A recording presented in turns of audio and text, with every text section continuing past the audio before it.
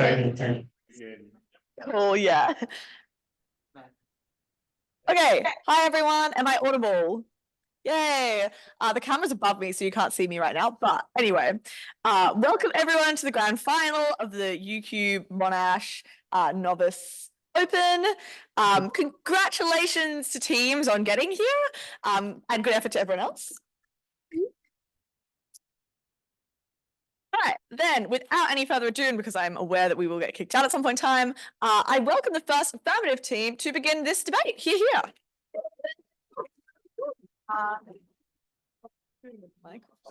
You that one? Yeah. So much English.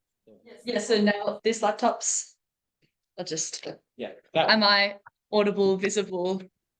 Great. Thanks, Godfrey. I'm so glad.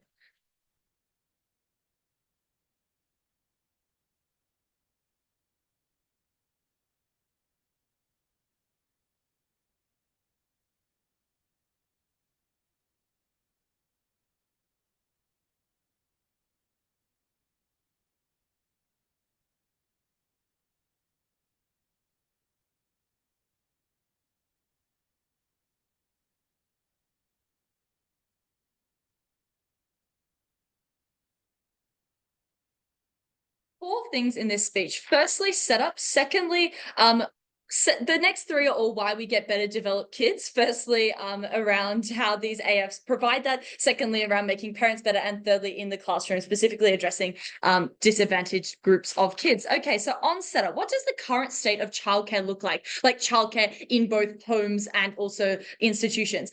We think that firstly, parents in homes are more forced than ever in the status quo to both work to deal with the cost of living, and in cases of single parents to even potentially take on multiple jobs. We think that there's an increase in childcare usage and that parents just spend less time with their kids with rising cost of living pressures in the modern day compared to ever before. We think that this looks like also parents being more exhausted. So when they do spend time with their kids and they are taking care of their own children in their homes, they more often are likely to turn to iPads or other devices to occupy their children, and particularly like unsupervised internet access type of thing to occupy their children. We think that iPads are kind of in many cases the counterfactual to these artificial friends. Secondly, the state of childcare in like childcare centers or schools. There's a shortage of staff, like major shortage. There's more demand due to the above reasons I've given you for childcare, and due to like privatization and other factors, this is becoming increasingly expensive. So what would the introduction of artificial friends look like in this world? So three things. Firstly, on capability, we think that it is reasonable for us to say under this motion that artificial friends are similarly capable to humans. That this was fairly like well, outlined in the motion.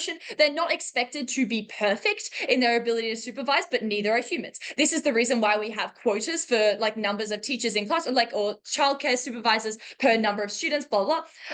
This is why that all explains why humans aren't expected to be perfect. We think that these artificial friends are therefore similarly capable, and that they can teach probably basic concepts to children, but they are primarily, as said in the motion, there to be a friend and caretaker.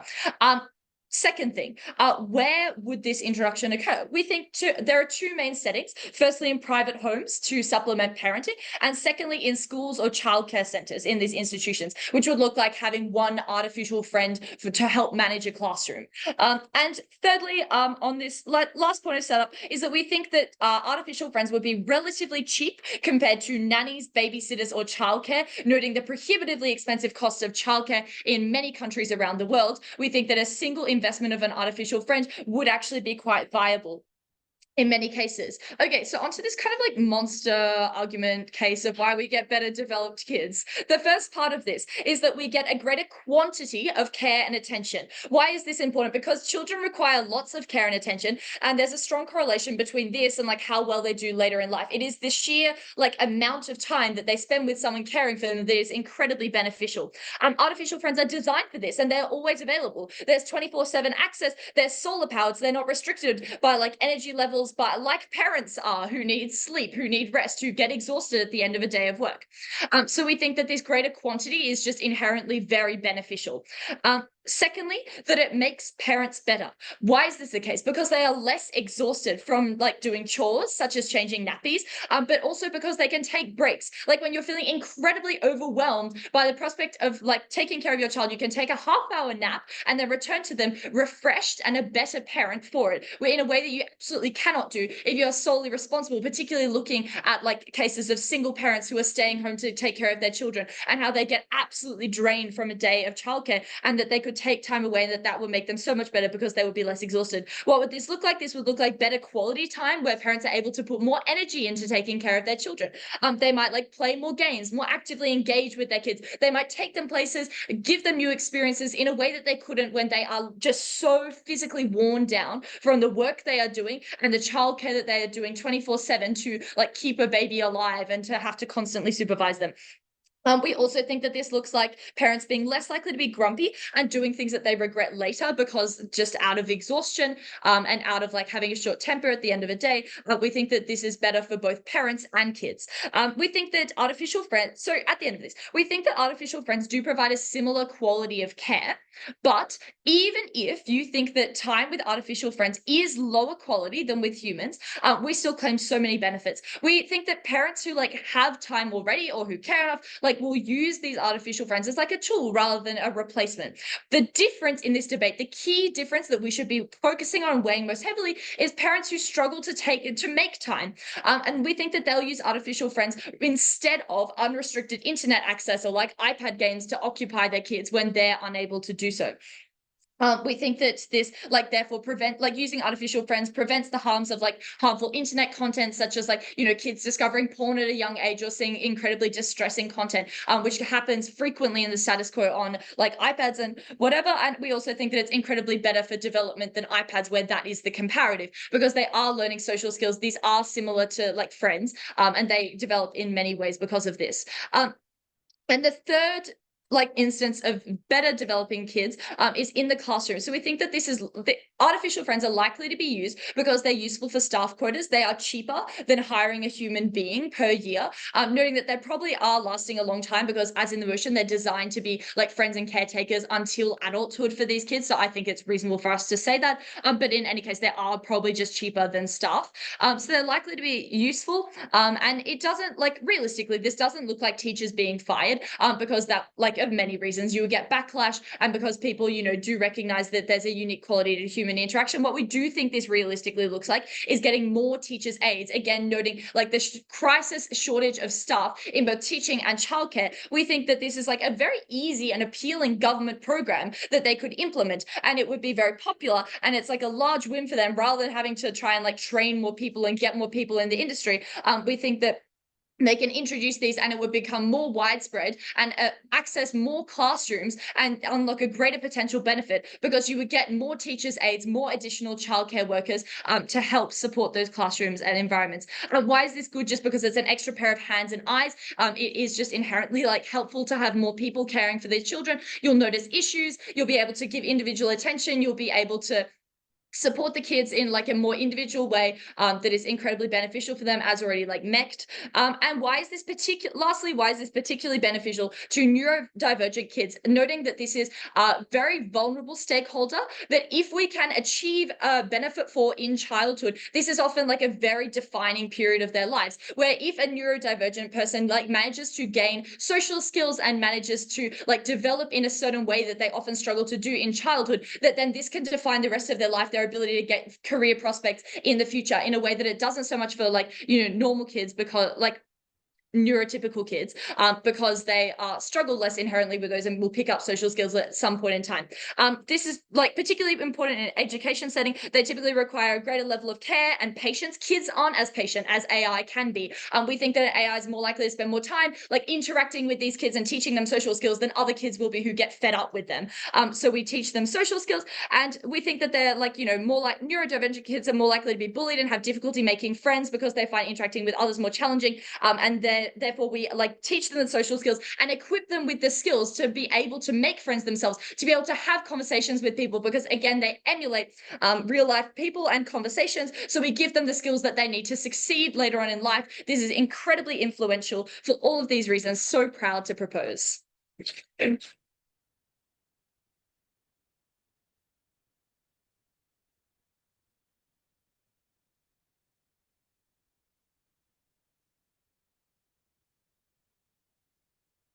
speech. I welcome the first negative speaker to begin their team's quiz. Here.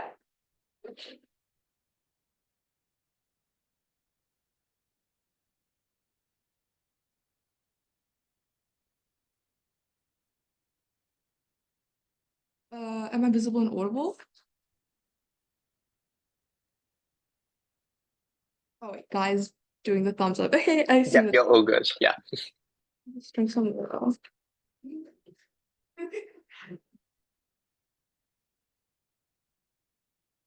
Starting my speech in 3, 2, 1. As a neurodivergent and lonely child growing up, I think as a child having an AF would have been like my dream come true. But the fact of the reality is that once the AF goes away when you turn 18, you have to engage with the real world. You have to deal with the flaws of humanity. You have to learn to do things like master neurodivergence. And I think that is something that side AF just crucially loses in this debate.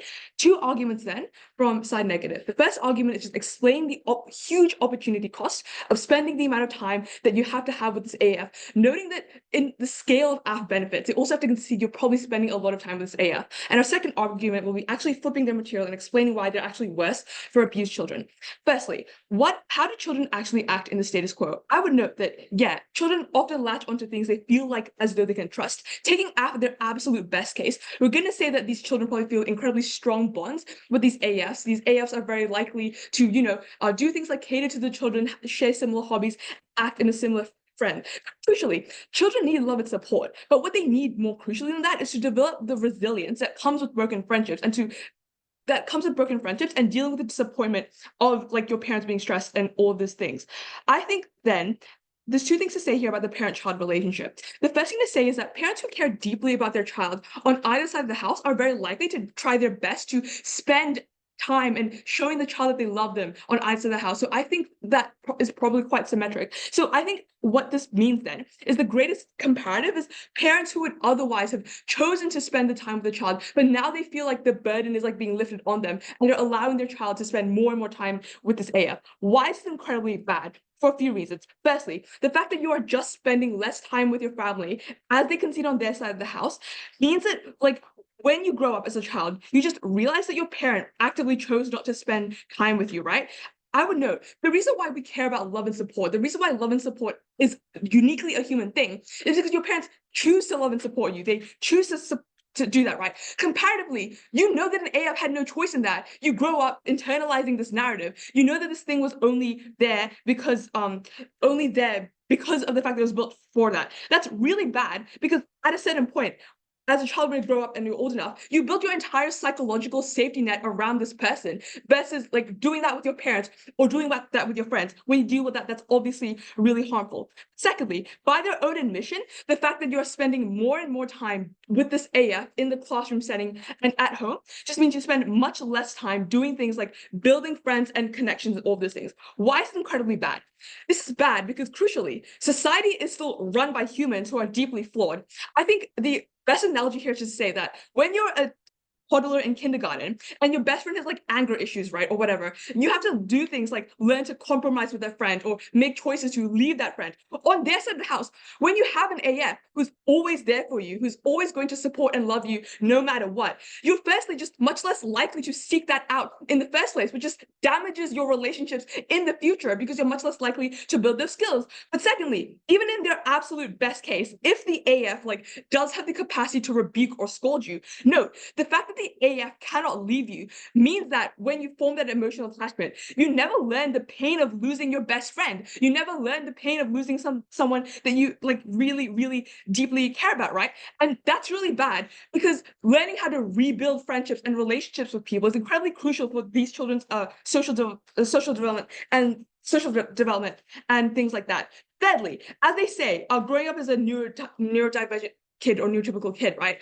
Like, okay, we can see that maybe as a kid you feel more comfortable and safe with an AF there, but note that the comparative is at a certain point. The comparative is like, I don't know, talking to guidance counselors or talking to teachers, being more willing to reach out to them and engage in those discourses. On your side of the house, you actually have much less incentive to learn to do things like mask. I would note, as someone who's incredibly neurodivergent, like I learned from a very young age due to all of the societal messaging of, how my neurodivergence I should mask my neurodivergence and things like that. We think that's actually better on our side of the house because you're going to have to deal with these realities of life at a certain point, and it's better for you to deal with it at an early age rather than having to grow up and deal with that in the absolute worst instances. I also want to briefly talk about their points about caretaking and how currently education is really bad and why parents can't caretake. I think the comparative on our side of the house is, I don't know if we can actually say this, but I think it's plausible to say that the amount of time and money and investment that we have to go into constructing these AFs and making sure that they're programmed and function in the first place, we could probably just invest, reinvest, or reuse all that money on our side of the house to improve childcare systems, to improve, to give parents nannies or babysitting facilities. So we actually just end up co-opting a lot of the benefits they talk about. The comparative is just that the child instead spends more time being caretaked and loved by humans instead of robots, which we think is a huge benefit on our side of the house. Secondly, in terms of abused children, which I would note are maybe not like the largest stakeholder in this debate, but probably the most, emotionally important. Why, just quickly characterizing, why do abused parents act the way they do? Firstly, just to say that these parents often, view the child as an extension of themselves. They want to have control over them. That's why they inflict things like emotional and physical harm. A lot of them tend to be narcissists. But crucially, a lot of abusive parents, they dislike being challenged. They dislike being caught. So what am I talking about then?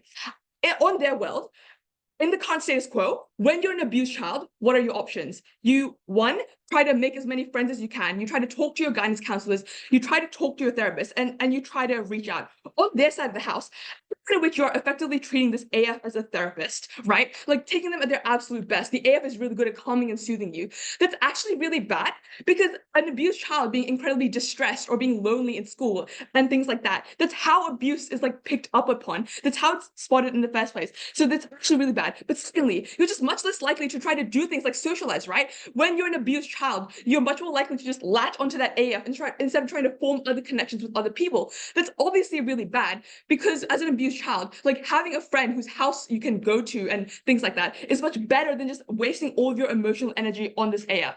Secondly, in the absolute worst case, I think what I'm going to say here is just that, firstly, AFs are very likely to actually become tools of control from abusive or neglectful parents, right? That is to say that when a child is lashing out at the parent or they're disobeying them or things like that, right? The parent will just threaten to shut the robot down. I would note that the fact that it's a robot probably means that it can be deprogrammed, it can be unplugged. So the analogy here is just to say that this is very similar to an abused parent threatening to take away your toy or burn your books. But obviously the emotional harm to that child compounds much worse. Comparatively, when you make friends on our side of the house, even if your parent, tries to tell you things like your friends don't really love you, don't spend time with them, whatever, right? Your friends aren't under the control of your parents. Your friends are the ones that you're more likely to, go out of your home and reach out of. You spend less time in that harmful environment. But secondly, if the AF actually tries their best to protect the child or noting that it says that the AF genuinely cares about and loves this child, right? It probably means that the AF will try to do things like, protect the child or lash back out against the parent. Why is this crucially bad? This is awful because, again, when the robot is shut down, the child will just learn, they actually just can't be protected by this AF from the first place. This thing that they've put so much love and investment into, this thing that they think, can protect them and truly loves them. They realize that that's powerless. They realize that that's an empty shell. On our side of the house, if it's a guidance counselor or a teacher or, a parent's friend telling an abusive parent, hitting your kid or abusing them is kind of messed up. That's probably much better. For all these reasons, incredibly proud to close.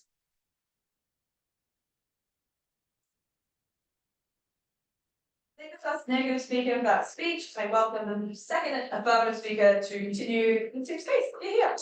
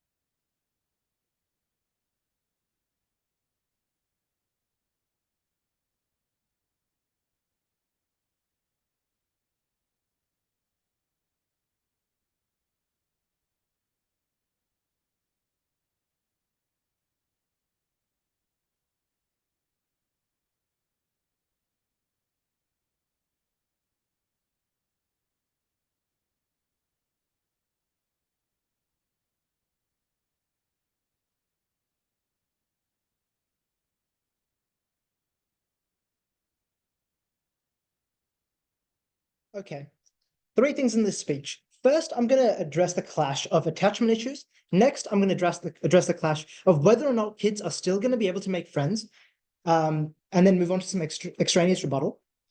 And then the fourth thing actually is going to be providing some new substantive on why this is going to be beneficial for teens. So in the later years of their young adulthood. Okay, firstly, addressing that clash of attachment issues.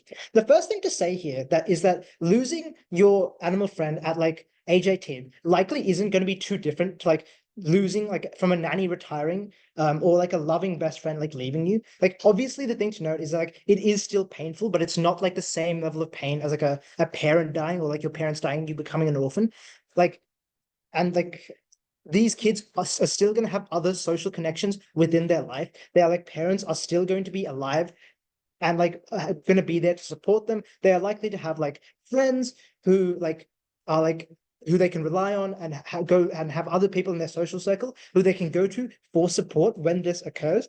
And the other thing to note is that as these kids get older, they're probably and become more cognitively developed, they're probably just going to be relying less on these animal friends anyway. They're just going to end up gradually distancing from these animal friends. And the fourth response here is to say that this is likely going to become a canon event. And so these kids eventually realize and become mentally prepared for the fact that these at age 18 they no longer have these animal friends in their life. And even if you didn't buy any of that in adult West, this whilst it will be painful for these kids, it teaches children the important an important lesson in life, which is the ability to deal with grief, but in a more controlled setting, given that they still have their friends and their family around to help them get through this issue. Okay, now onto the second clash on whether or not kids are going to still be able to have friends.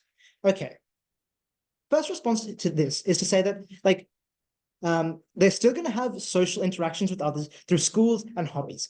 Why? Because kids like having friends and enjoying engaging in friendship groups.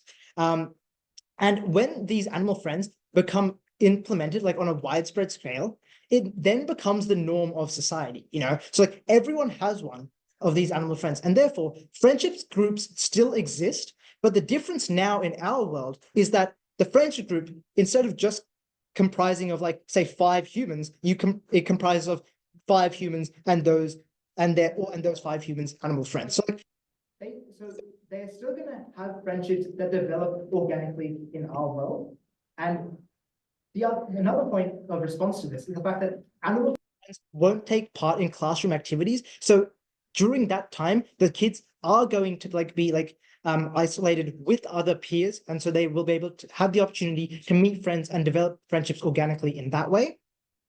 And the last point to say is that on a matter of fun, caretakers aren't fun as friends, and particularly in their early lives from 0 to 12, that's the primary role that these animal friends take. It's the role of a caretaker. And so caretakers are the type of people who help teach you social skills, but they're not the kind of people that you want to hang out with on your weekends. So these kids will naturally want to find other friends that are similar minded to them and play with them, interact with them, and develop those social connections. Okay, now a bit of counterfactual work. Why is the counterfactual going to be iPads if these animal friends didn't exist? Well, the first point here is that iPads are insanely easy to give to children, given that within Western developed countries, a lot of families and households do have iPads or just other some form of technology or phone. So it's very easy for parents to give their phone or give an iPad to the children to distract them instead of actually taking the time to care for them. The second point here is that children are often conditioned into the process of becoming dependent on these iPads. And so as a result, they become addicted to it, and then it becomes a crutch that they need. And if anything, that's the type of thing that's going to result in attachment issues. And and thirdly, because this is very normalized, a lot of families, a lot of households do it, it's something that a lot of people just don't bat an eye to. Okay. Last rebuttal on scale. So they said that they were going to be able to achieve this, like co-opt the same benefits that we had on our side of the house through childcare, but just on a matter of scale, like it is far more expensive to train people, develop the infrastructure required to like childcare in a large scale, as opposed to like these animal friends, which are like, you know, eco-friendly, designed to be sustainable, and like you have like a child has one for the duration of their lives from like 0 to 18, and like so we're like, what we want to say here, it's highly unlikely that they're going to be able to replicate our benefits on the same scale in the negative teams world. Okay, now onto our substantive push on why this is going to have a unique benefit for teens. So a couple points of framing here. And the first is to say that the role of the animal friends are going to change across the child's lifetime. In infancy and youth, which say is 0 to 12, the AF's role is very much like centered around like direct care and monitoring of the child. It's very much like a physical form of support. So like looking after like the child while the parents are out of the house, that kind of thing. Whereas in their teen years, from 13 to 18, the AF becomes more of an emotional support tool. And that looks like being an independent, impartial third party that these like teenagers can vent to. Okay, so why is this true? And the metrics for this are largely intuitive. And the first is to say that teens don't need someone babysitting them. By the time you're like 13, 14, your parents generally trust you to like stay at home while they go and get the groceries. So that you don't need someone like you don't need direct oversight over your care 24/7. The second thing is that given the amount of time that the kids have spent with the AF across the course of their life, there is likely a degree of trust. And therefore, these kids, like now that they realize that they don't need constant monitoring and surveillance, they will like voluntarily choose to change the way that they interact with the animal friend to be more of like an emotional support to it. Okay, so what are the impacts of this? Well, I think the first thing is that this just means that these kids now have another person in their social circle who they can turn to in a time of crisis. And we think this is particularly relevant during their teen years, given how like, you know, vulnerable teens are to like drama and conflict.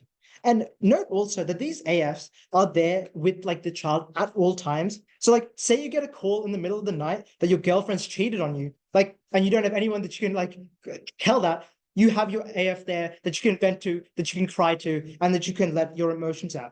Say you're in a tricky position where you're having a fight or a conflict with your best friend, so you can't really like vent to your best friend as you normally do. Now you have like the added option of like venting to your AF, like having an impartial third party who, even if they can't necessarily suggest like very complex responses and suggestions, it is just very nice to have someone there who can just sit and listen to what you have to say and also just not judge you because, you know, these AIs aren't sentient. And yeah, so for those reasons, very proud to propose. Thank you.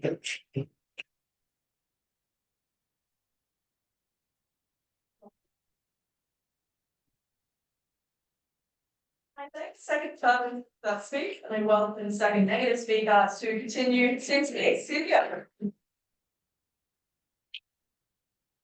Can you guys hear me online? Thanks, guys.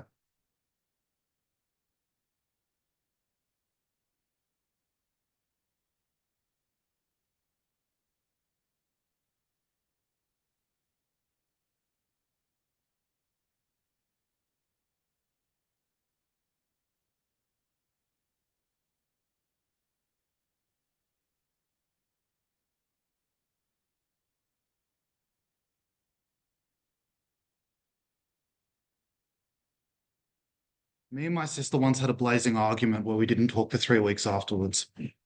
The nicest thing that anyone ever said to me was when she came to me after that argument and told me that she loved me and that she would still care for me, despite my flaws and despite the fact that she didn't need to, purely because she wanted to. Love is not important, and social connection are not important just because somebody loves and supports and cares for you. It is important because they choose to do so in isolation and abstraction of other people that they could be choosing to spend that time with. The fundamental flaw with the artificial friend is that there is no human choice involved in the actions of that AF. And from there, most of our harms and many of their harms then flow. in order to get to this point, I want to start with some rebuttal, and then I'm going to tell you what the true meaning of love is, why the artificial friend cannot fulfill this true purpose and meaning of love that is critical for socialization. We're going to talk about why it is bad for children with abusive parents, which was not responded to in the last speech. We're going to talk about why the impact of losing the AF at the end of your adulthood is extremely important, and why the psychological harms that an affirmative brings to us at this case is not worth the economic benefits that they tried to bring out on first. First, rebuttal. Let's start with this first idea of the staffing crisis in schools and childcare. I have later responses to this, but my first thing to say is that these, I would posit, are artificially generated problems by late-stage capitalism and austerity. I don't think we need to have these problems. We can choose to invest in childcare and healthcare, and I don't think it's worth saving money for this. There are also less incentives to treat teachers well under this model, because now you have a robot that can replace them for most of their work. Why are we going to end up with better, more qualified teachers at this model? Secondly, we get the idea that this is beneficial for children because it reduces the workload on their parents. The guilt and the stress that parents feel for not spending time with their child is actually an extremely important part of that development of being a parent, because it is the part of your parenthood where you choose to spend time with your child, where you choose to make sacrifices for your career, to do stuff for your child. It is an important part as being a child, seeing your parents stressed and under pressure and understanding that they have problems too. Thirdly, we're going to develop these robots. Can we just have a bloody housework robot? Like, I care for the dishwasher, don't care for the child with your robot, please. Thirdly, beneficial for neurodivergent. Actually, I'll get to this. We get the idea that the counterfactual is the iPad, right? Obviously, the iPad exists in both worlds.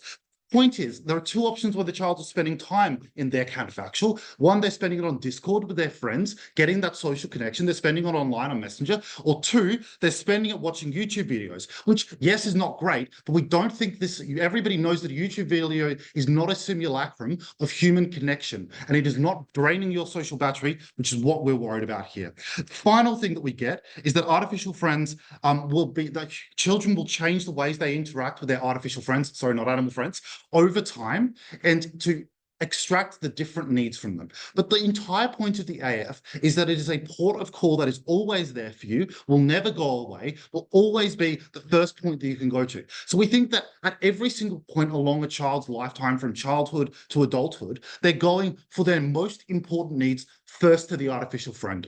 Why is this a really bad thing? One, what is the meaning of love, and why does this thing? As I've said, love occurs as an active choice to care. My girlfriend knows that I love her, not simply because I say to her, I love her, or I spend time with her, I do all these things with her. No, it's because I do so when she knows that I could be doing it with somebody else or not choosing her. My cousins, my little baby cousins, know the same thing.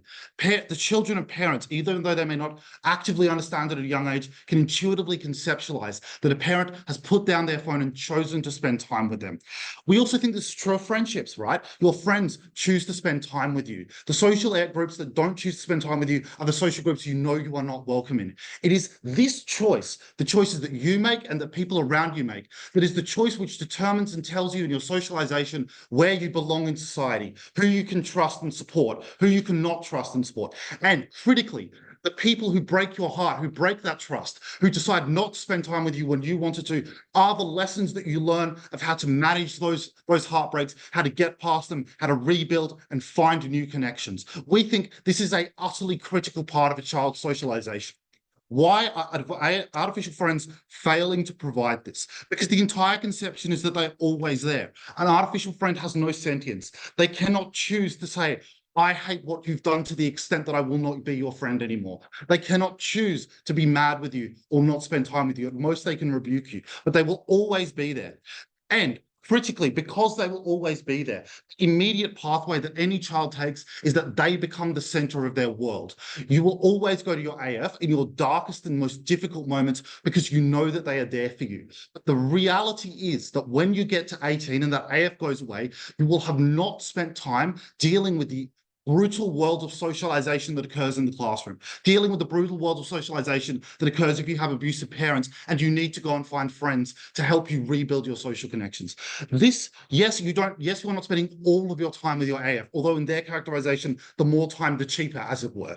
But in our characterization, no matter how much time you do or don't spend, the most important time where you are most at your most vulnerable and therefore most liable to development is spent with this artificial friend. This is where their benefits come from, but it is also where their harms come from. So we end up with a society of 18-year-olds and adults who have not spent the time to deal with this complicated socialization. We think this is the burden of mental health issues that come from isolation. We think this is the burden of not having had difficulties in your childhood that help you grow as a person in a particular way that we don't think AFs can provide. The impact of the 18 of realizing that an AF does not love and truly support you when they go away is where this harm comes from, because you suddenly lose that central connection of your life that you never knew was so important to you, and you don't have the skills how to do it. This is also where we get our massive harms from abusive parents, because an abusive narcissistic parent can choose to turn the AF off.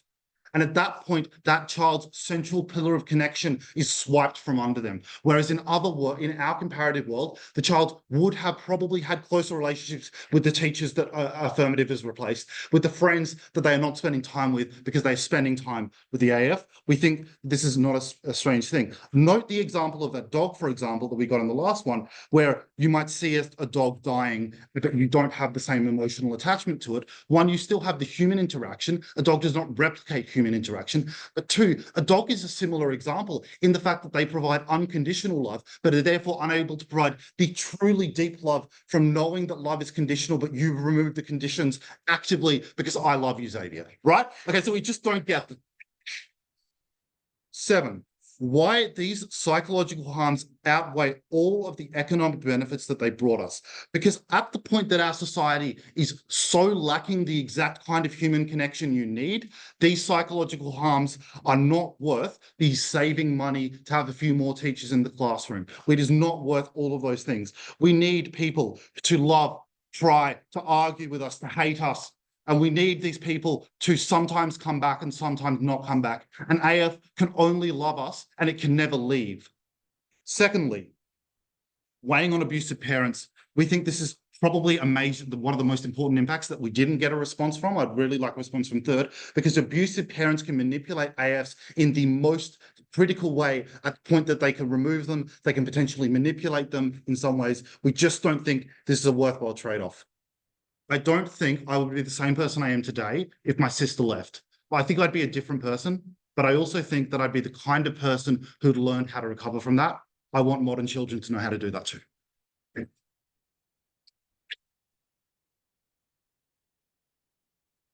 Next negative feedback speech, I welcome the speaker to conclude stage space. Yeah.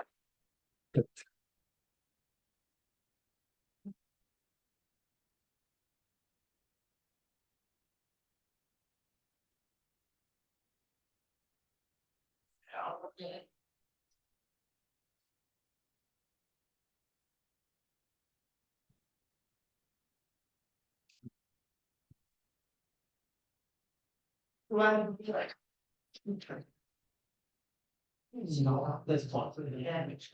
Yeah, what was it?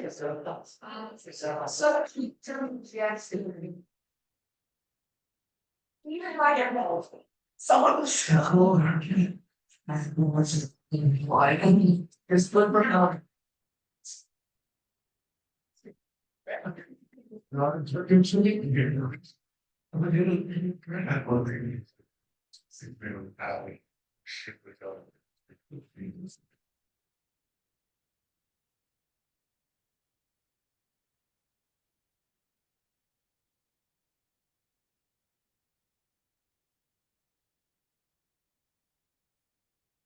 Are you able to hear me? All good? Yep, sick. Okay.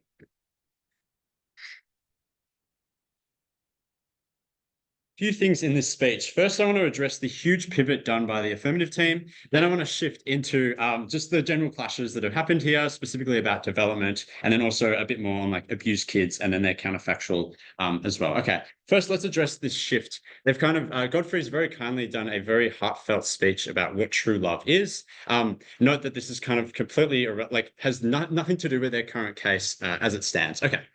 Essentially what he claims is that love is an active choice to care, and that essentially because you're going to be friends with this AF, you're not like learning the same skills.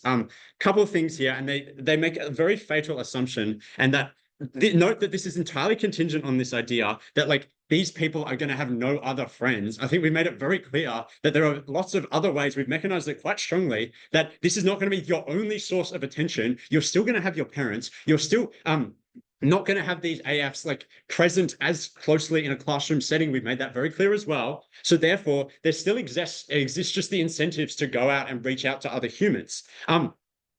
They also claim that like because this is always there, like this is a really bad thing, and then they make this comparison to dogs. I think dogs are a good thing. I think actually most children should probably have dogs. I think that like from an emotional perspective, like why is that bad?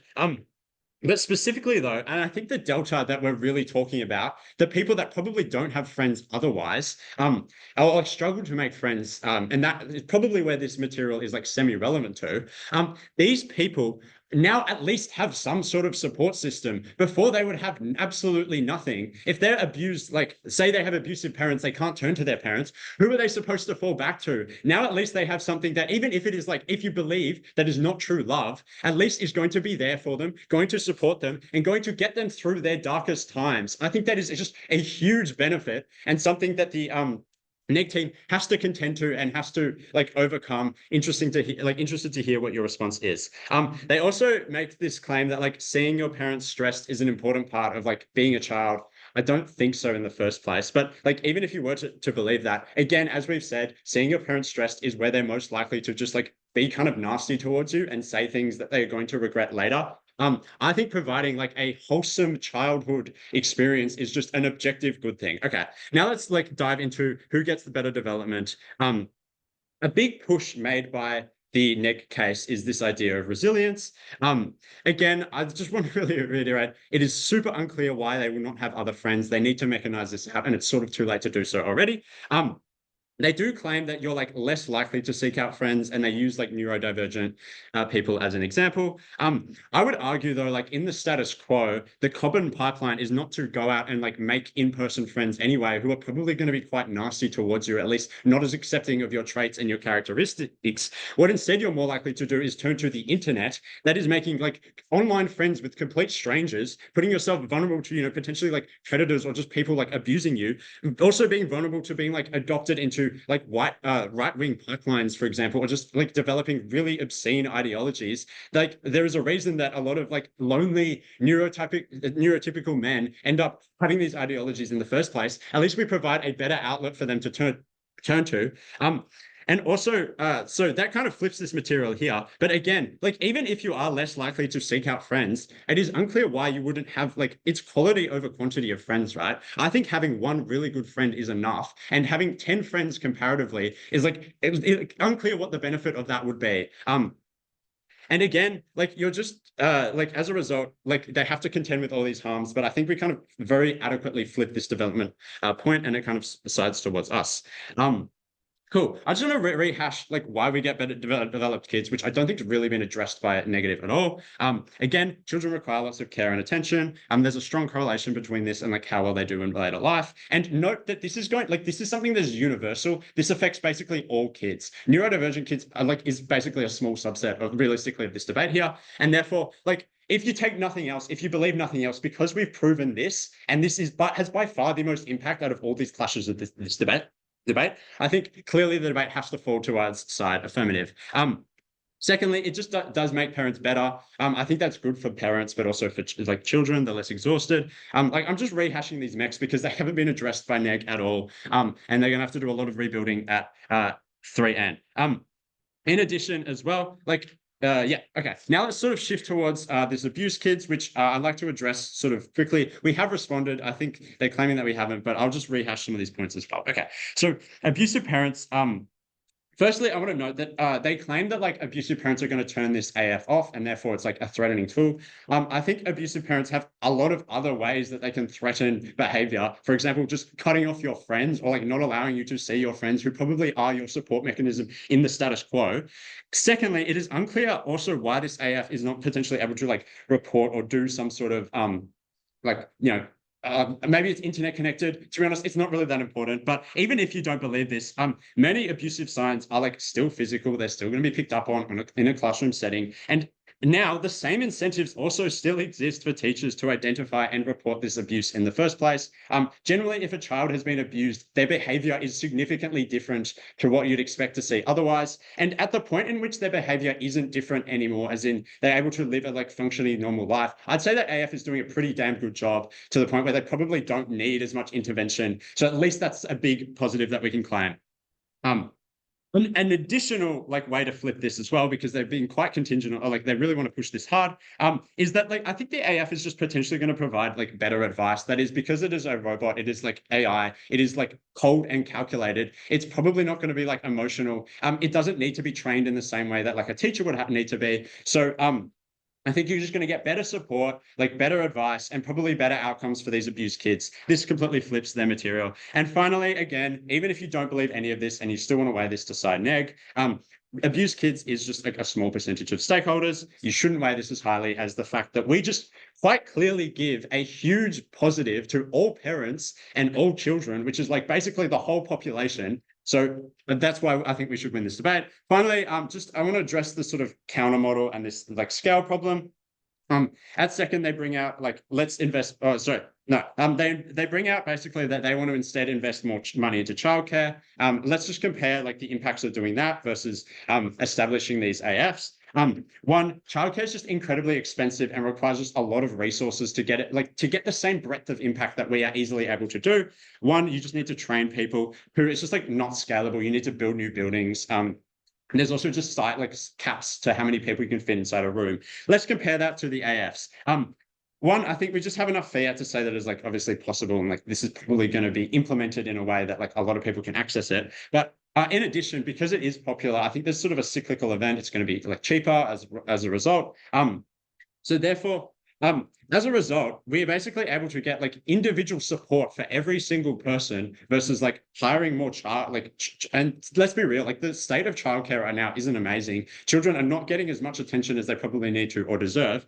We are able to provide just a better solution that is considerably cheaper and has a much broader impact. So don't buy any of this stuff either. Okay, because we win on really this big clash, the one that's important, who gets better development, who gets better outcomes for like all people. I think this debate clearly falls to side affirmative. Don't buy into the other clashes that they try and push. Thank you.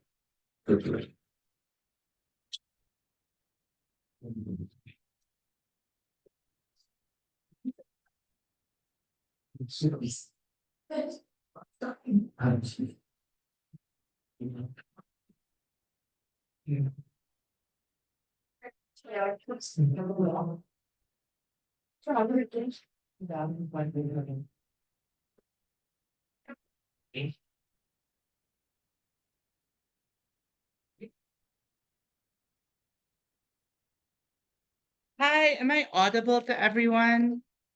Hello? Yes, okay. Let me just fix my notes. Sorry. Okay. Yeah. Okay. Starting my speech in 3, 2, 1. I grew up pretty well loved. If I learned tomorrow that my parents didn't truly care about me at all, and all of my friends that growing up didn't actually like me, I think I would be pretty sad. Two main issues for you on this debate.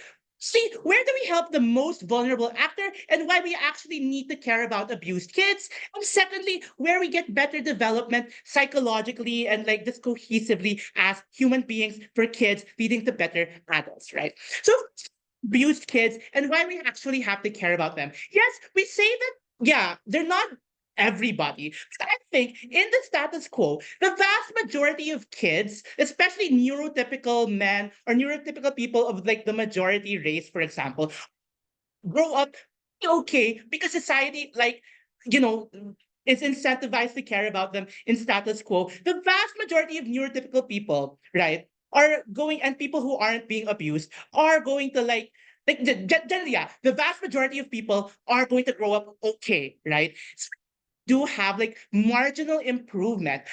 Point where you're making like abused children really, really, really more abused. We think that's just so morally abhorrent, right?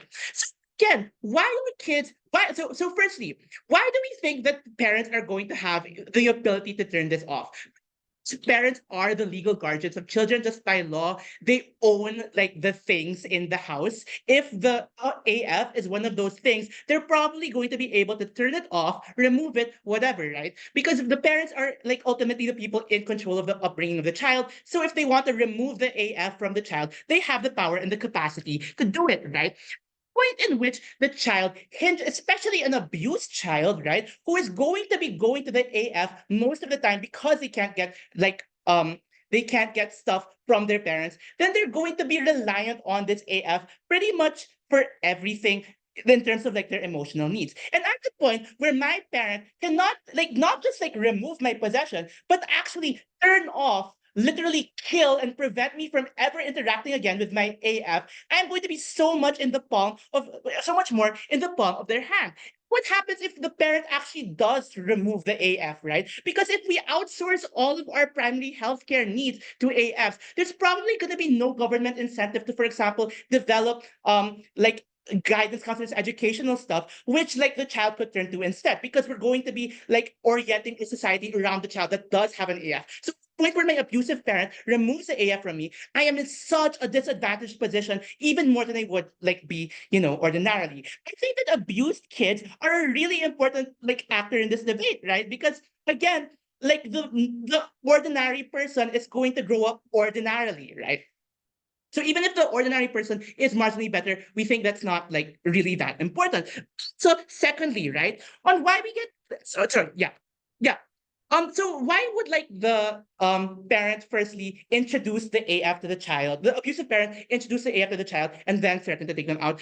We think that they don't really care about like bonding with the child much, right? So that's why they're probably going to get the AF for the child in the first place, even if it makes the child happy, right? But then again, these are probably going to be parents who really care about the child being an extension of themselves, care about like being like having complete control of the child. So at the point where like the AF may be teaching good things to the child and being like, hey, maybe you shouldn't take the abuse, they're probably just gonna turn it off and like remove it. And that's like really harmful, especially when your entire identity and social life has become hinged on this thing, right? Secondly, on why we get better adults from kids. So I'm going to reconstruct all of the stuff on our team about why you're not going to probably be making as many friends, right? And why that's innately harmful, right? Because I, as a child, have this person who will never ever leave me, that is just such a reliable thing. And we think that like children want reliability, they want constancy. That's why children generally, like for example, cling to their parents until they're old, right?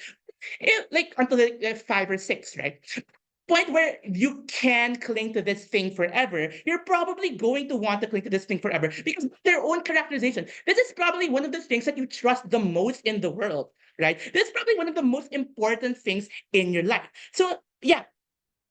And at the point where it is the primary object of care and concern, because again, it is the only thing that is always ready for, for you to give love and concern to you, then there's 100% going to be a trade-off. You can't spend 24 hours of the day with your AF and then also 24 hours of the same day with your friend, like in the same way, right? You're going to have to choose which connections you prioritize, like you're gonna have to choose which connections you prioritize. And because of all those mechanisms given, you're probably going to choose the AF, right? Because it is not just a caretaker by the motion side, it is also a friend, and people like hanging out with their friends, right? So yeah, sure. If the one really good friend, like you don't really need to have all that many friends, right? If your one really good friend is the AF, then we think that's really, really harmful.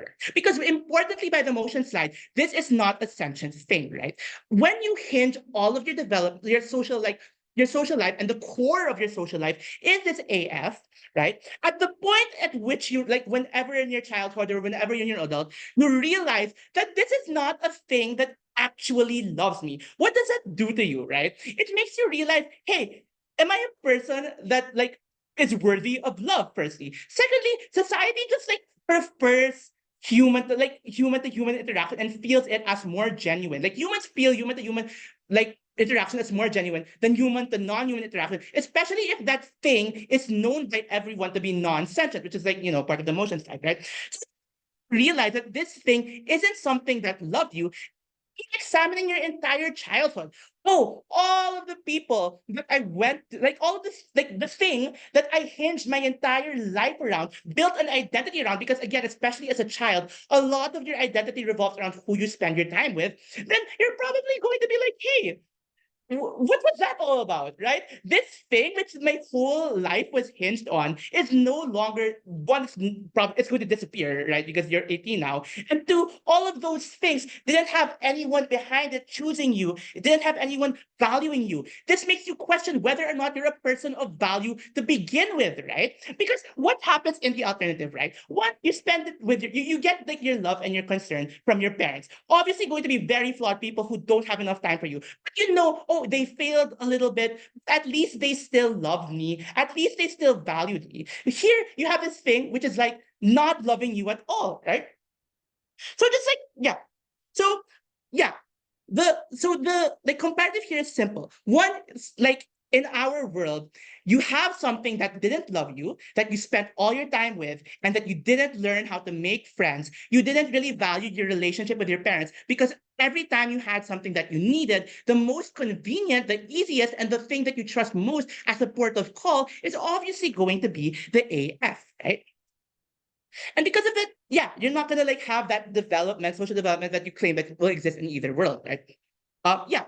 So yeah, what did you tell you this made? Firstly, we told you that you can never dismiss abused kids, especially since they're the most vulnerable actor. And secondly, we told you that like one, we rebuilt why they're so likely to only go primarily to this thing and why it's going to be the most like it's going to be the immediate port of call. And secondly, we told you about how when it is the primary port of call, at the point where you don't like you make trade-offs about friendships, you don't choose to actually like spend time with your family and friends or make family and friends, then you're like just you don't have any real friends.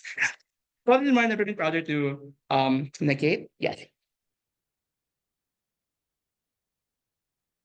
Thank the third negative speaker speech and everybody for attending today. Across the floor, shake hands. We can do that. For judge deliberation, I'm assuming you guys are entering a breakout room.